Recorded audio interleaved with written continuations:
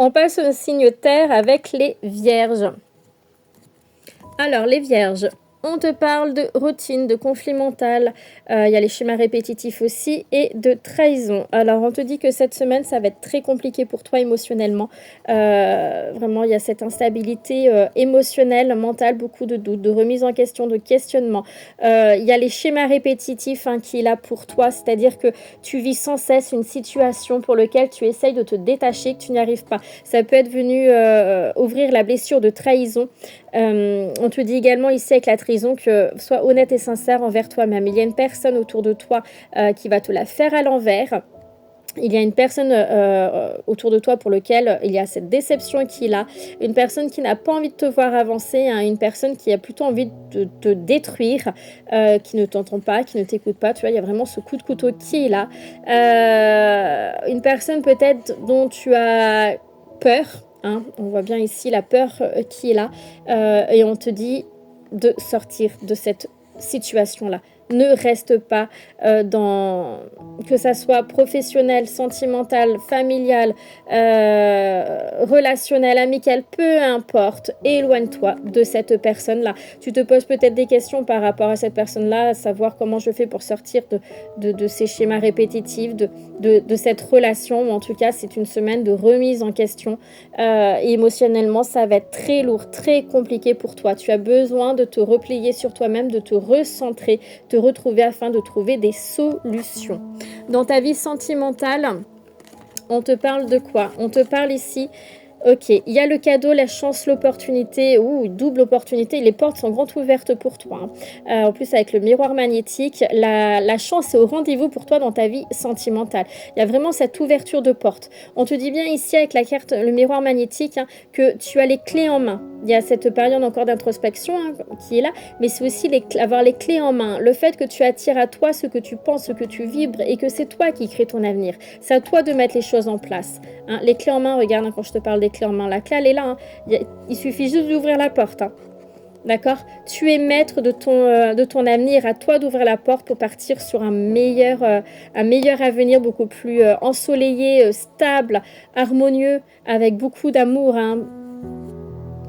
D'accord? Donc, il y a cette opportunité de changement dans ta vie. Tu peux apporter ce changement-là.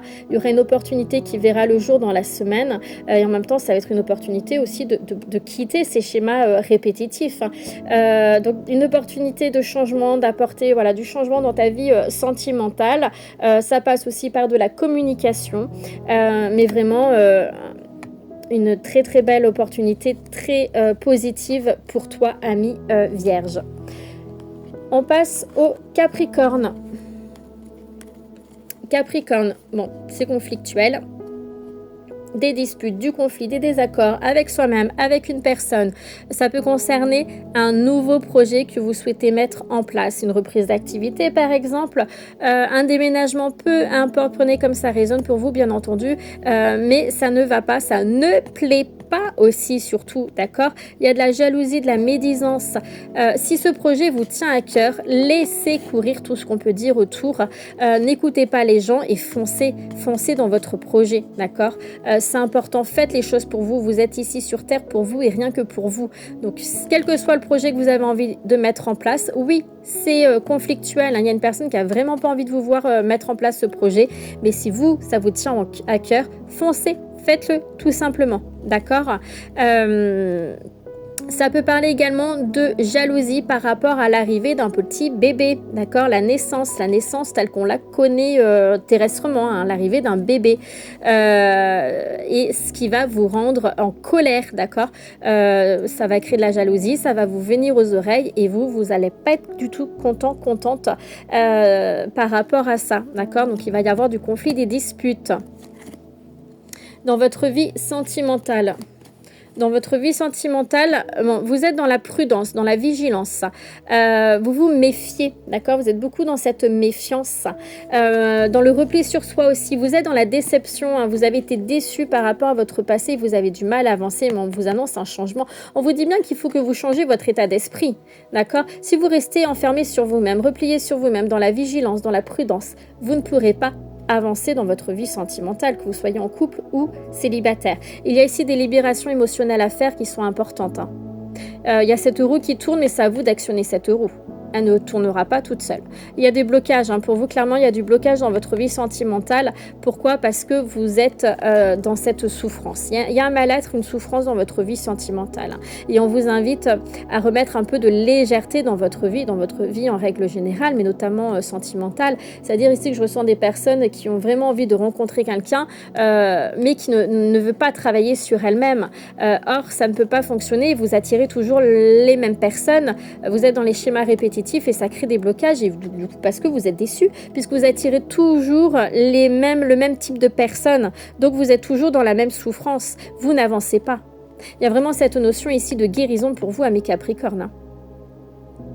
Si vous avez rencontré une personne, on vous dit soyez dans la prudence, hein, dans la vigilance, parce que vous n'avez pas encore assez suffisamment...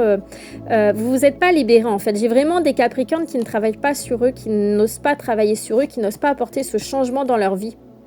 Donc du coup, soyez dans la prudence par rapport à cette rencontre parce que vous êtes dans les schémas répétitifs. Alors, travaillez sur vous, libérez-vous, c'est important, d'accord? On passe au taureau. Taureau, alors, on vous annonce ici les rêves, la guidance, oui, méditation, tranquillité, bien-être. Il y a vraiment cette notion ici de retour à la paix à l'intérieur. Vous savez ce que vous ne souhaitez plus dans votre vie, vous savez ce que vous souhaitez, vous savez où vous souhaitez aller. Excusez-moi, j'ai ma fille qui est là en même temps. On vous invite vraiment ici à faire preuve de clarté. Vous êtes guidé, d'accord? L'univers vous envoie des signes et les signes ne trompent pas. Ouvrez les yeux sur ces signes-là et surtout, c'est vraiment une semaine très harmonieuse, enrichissante pour vous avec ce bien-être, cette paix intérieure. Pour certains d'entre vous, on vous demande quand même d'apprendre à bien vous ressourcer, d'accord? C'est important.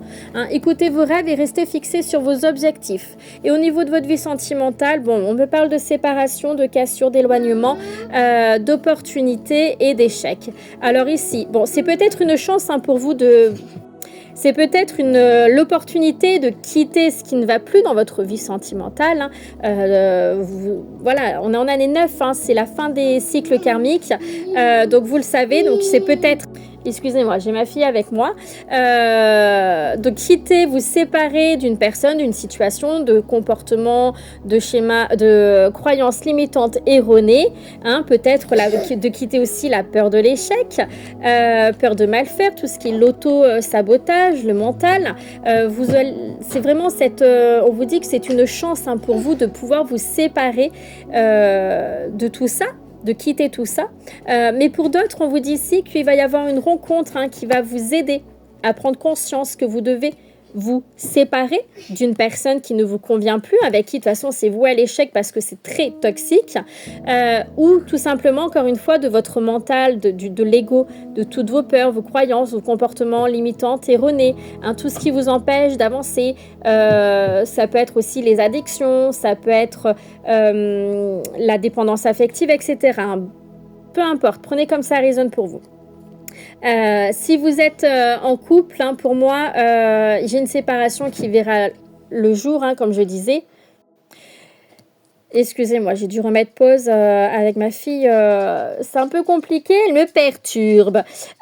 Donc, quoi qu'il en soit, il y a une séparation hein, qui verra le jour, que ça soit avec une personne ou avec des énergies tierces, comme je disais, le mental, les croyances limitantes erronées, etc., etc., etc. Ok.